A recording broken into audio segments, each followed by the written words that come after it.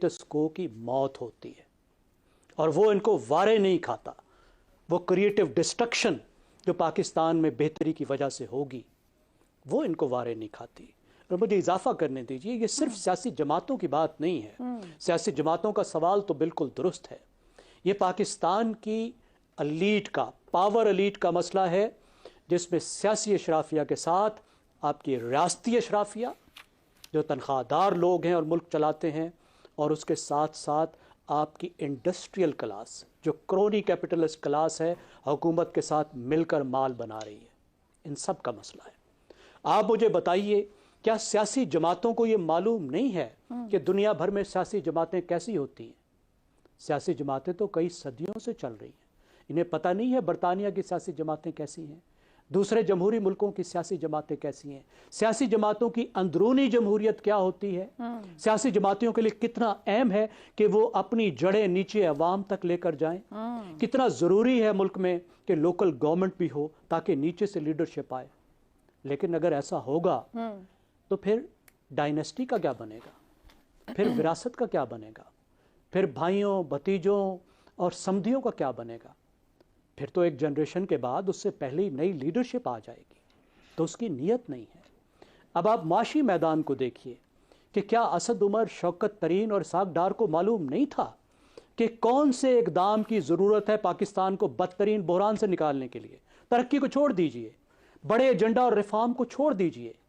सामने ट्रेन आ रही थी, सारी दुनिया चिल्ला रही थी, पाकिस्तान का हर मईशतदान चिल्ला रहा था, असद उमर के सामने भी, शौकत तरीन के सामने भी, इसहाक डार के सामने भी, सही कि ट्रेन आ रही है, ट्रेन आ रही है, कुछ ले जाएंगे।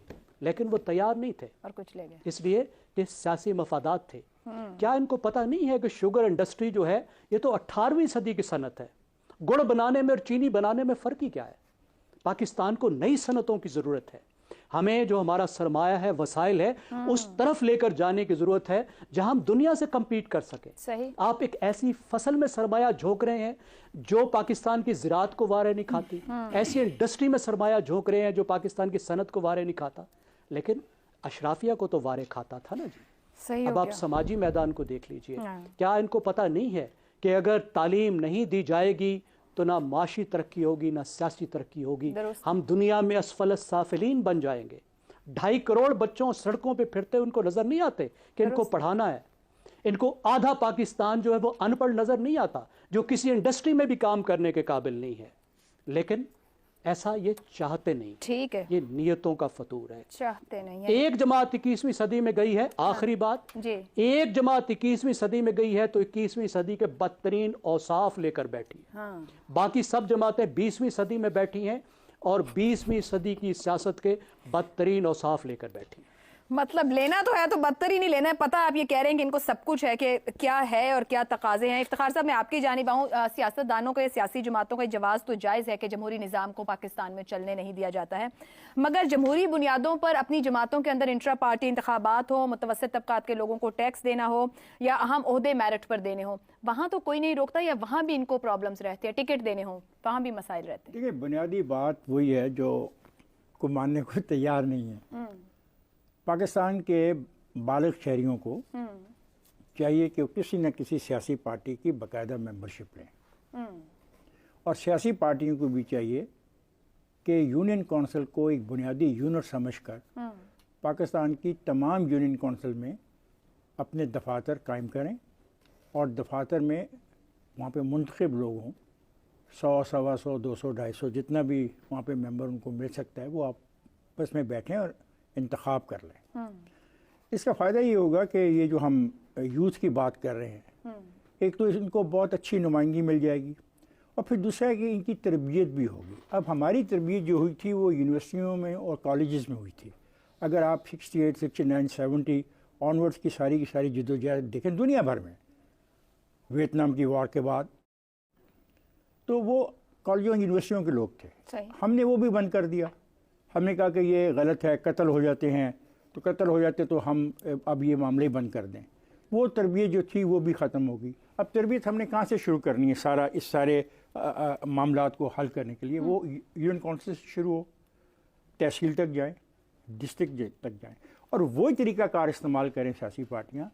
اپنے اندر بھی قیادت کا انتخاب کرنے کے لیے کہ وہاں سے جو لوگ الیکٹ ہو کے آئیں وہ آ کے پھر آگے الیکشن میں افتخار صاحب، قطع کلامی کی معذرت، آج ہم 21ویں صدی کی جب بات کرتے ہیں تو جتنا کمیونیکیشن ہو رہا ہے، یہ لنک کر رہے ہیں ایک دوسرے سے تمام لوگ ہی، وہ سوشل میڈیا کے ذریعے ہو رہا ہے، سوشل میڈیا ایپس کے ذریعے ہو رہا ہے. سیاسی جماعتیں خود شاید گراؤنڈ پر اپنے لوگوں کے ساتھ اس طریقے سے انٹریکٹ نہیں کر رہی، فزیکل معاملات نہیں رہ گئے جتنا ایک گروپس بنائیں اور اس کے ذریعے میسیجز کر کے چیزیں.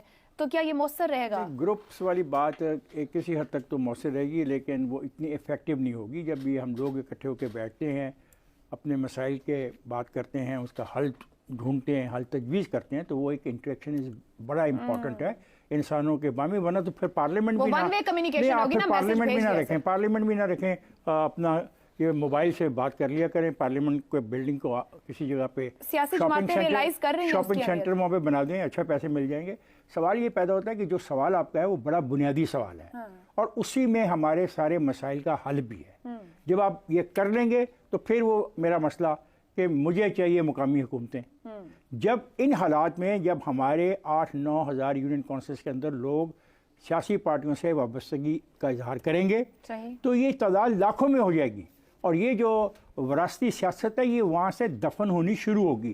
اب ون گو میں وراثتی سیاست کو ہم ختم نہیں کر سکے پورے اس خطے کے اندر، ویدر سے بنگلہ دیش اور ویدر سے انڈیا اور ویدر سے سری لنکا اور خواہ یہ پاکستان. سر قطع کلامی کی معذرت، جب آپ خود کہہ رہے ہیں کہ جب یہ ہو جائے گا تو پھر وہ وراثتی سیاست، تو پھر وہ شاید اسی لیے نہیں کراتے کہ جو ان کی لیڈرشپ کو تھریٹ ہے وہ اس طرف بڑھتے ہی نہیں ہے. آپ کے سوال سے میں اتفاق کرتا ہوں. جو سیاسی لوگ ہیں ان کے ساتھ میری اچھی واقفیت ہے اس معاملے پہ.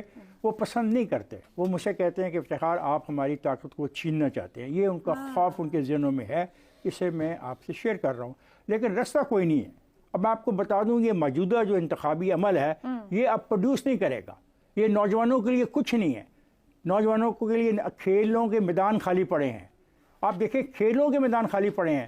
ہم ان نوجوانوں کے لیے لائبریریاں نہیں بنا سکتے، کھیلوں کے میدان نہیں دے سکتے، ان کو کوئی ایسا فن و ہنر نہیں سکھا سکتے کہ وہ اپنی ڈگریاں لے کے 30-30 ہزار روپے کی نوکری کے لیے دھکے نہ کھائیں.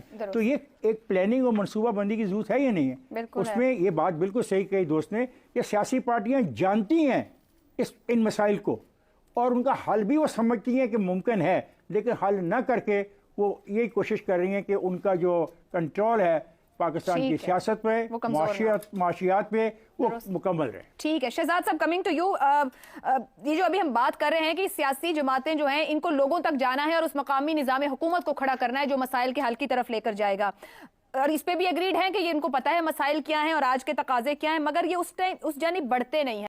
بانی تحریک انصاف عمران خان کی سابقہ اہلیہ جمامہ گولڈ سمتھ نے چند روز قبل سابق صدر آصف علی زرداری کی جانب سے خود پر عائد کیے جانے والے الزام کا جواب دیتے ہوئے پاکستان ہمیشہ زندہ باد کا نعرہ لگا ڈالا.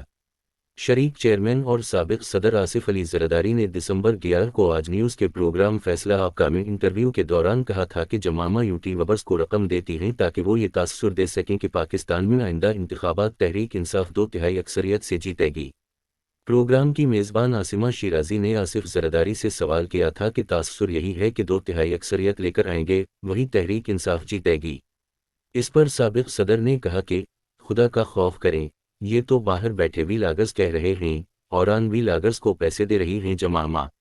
جمامہ پر سیاسی مقاصد کے لیے وی لاگرز کو پیسے دینے کا الزام تحریک انصاف کے حامیوں اور انہیں پسند کرنے والوں کو ناگوار گزرا، جنہوں نے اس حوالے سے ایکس ٹرینڈ میں سابق صدر پر کڑی تنقید کی. جمامہ کی جانب سے احتشام الحق نامی صارف کی پوسٹ پر ردعمل میں کہا گیا ہے کہ ظاہر ہے یہ سچ نہیں، میں پاکستان میں صرف امن و خوشحالی کی خواہش رکھتی ہوں.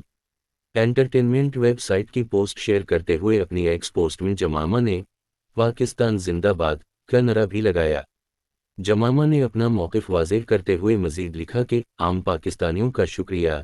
جب بھی کرپٹ سیاستدان مجھے بدنام کرتے اور جھوٹ بولتے ہیں تو وہ ہمیشہ میرا دفاع اور میری حمایت کرتے ہیں. واضح رہے کہ عمران خان نے جمامہ سے 1995 میں شادی کی تھی. دونوں کے درمیان 2004 میں طلاق ہو گئی، جس کے بعد جمامہ اپنے وطن واپس لوٹ گئیں. تاہم پاکستان سے ان کی وابستگی آج بھی قائم ہے اور وہ سوشل میڈیا پر اپنے پاکستانی فالوورز کے ساتھ بھرپور طریقے سے جڑی رہتی ہیں.